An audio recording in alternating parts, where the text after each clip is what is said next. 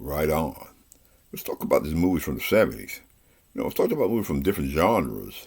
The 70s, the movies were a little bit different. They had to be more, they had to be more, they were more political, they were more tight, they were more outspoken. Let's talk about some of the movies and genres from the 1970s. And this was brought on by one of my subscribers. For the sake of keep his identity, we're going to call him Anthony Slater.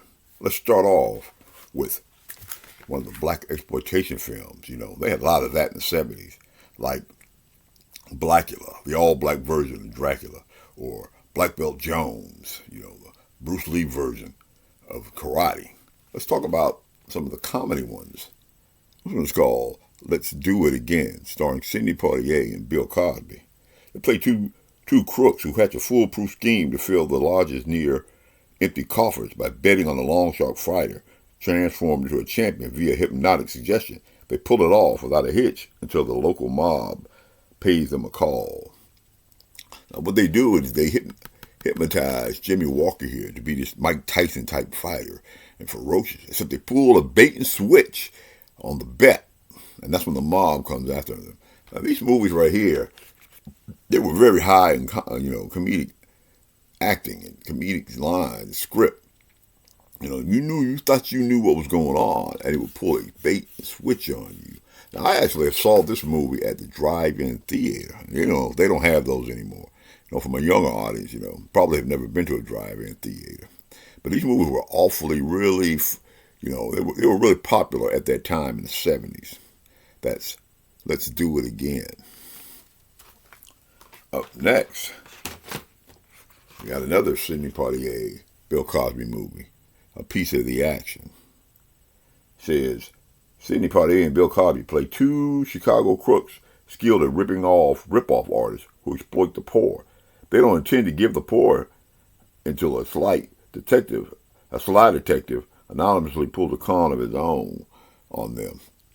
Another one. They're not playing the same characters as in the other movie. They're playing two different characters. But this is another one. You think you know what's going on until they pull a switch on you at the end. It's called A Piece of the Action. Like I said, they were very popular at that time. Up next, in the 70s, what else was another popular genre? All these police TV shows like Starsky and Hutch and Policewoman. This is one that was extremely popular here, and you'll see why. That's Charlie's Angels, starring Fred Fawcett Majors and Jacqueline Smith and Kate Jackson. Now, the weird thing about these is that Charlie, you never saw Charlie. Even in on the screen, they never would tell you who was the actor who was voicing Charlie. It wasn't until years later that I found out that it was John Forsythe who played Blake Carrington on Dynasty. Now, these three girls right here, these three women here, they became really, really popular. Matter of fact, Farrah Fawcett left to do other things. I don't know what. They discovered her in the science fiction movie, Logan's Run. They've made a movie of this and with Drew Barrymore, but it's not the same.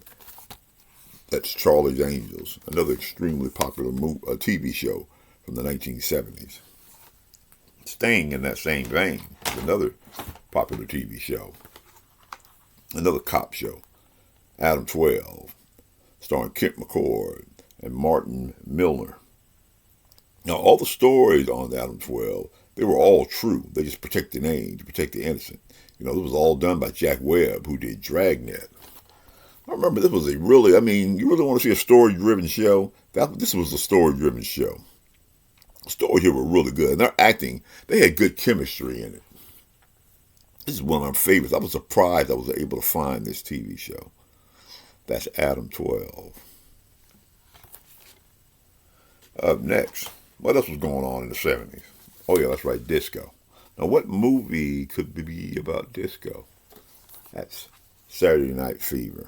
Now this is a twin bill that I found with the too late to have a sequel to it, Staying Alive. But we're going to talk about Saturday Night Fever. Now this was a really good show, really good movie with John Travolta in it. He was on Welcome Back Kotter, but the popularity of this show, of this movie, made him move on to be a bigger movie star. The character he played in here, Danny, he had all kinds of problems. Problems with his job, problems with his family, problems with his girlfriend, but he was an excellent dancer. Matter of fact, the soundtrack Saturday Night Fever was one of the biggest soundtracks of all time. It's actually better than the actual movie. I remember all the good dancing scenes here with him, and then the lighted floor. The next thing you know, all these clubs around town, everyone wanted to have that lighted floor. He was extremely popular right here. And you're one of my younger viewers. You haven't seen this. You need to give this a shot. You know, nothing else for the dancing in it.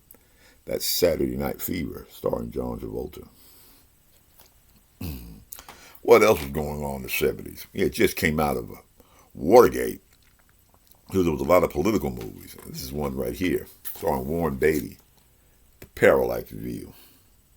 Now, in this movie, Warren Beatty stars as an eager news reporter who inadvertently witnesses the assassination of a U.S. senator.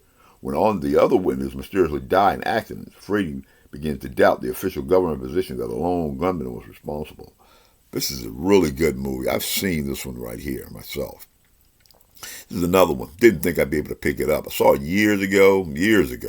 I didn't think I was surprised I was able to find these movies from the 70s.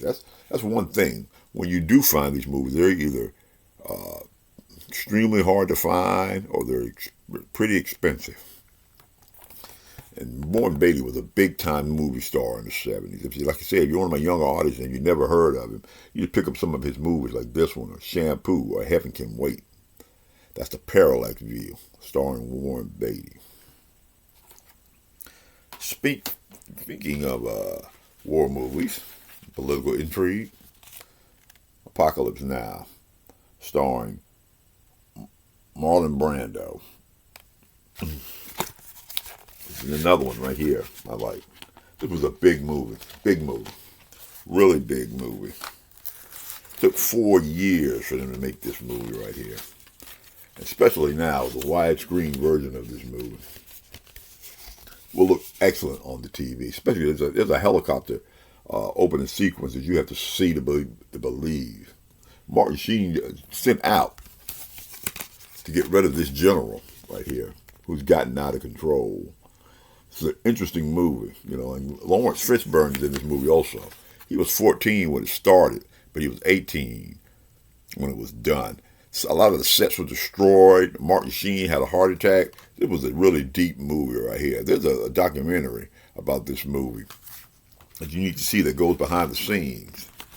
That's Apocalypse Now. Remember, KDS Reviews is seen every Wednesday and every Sunday.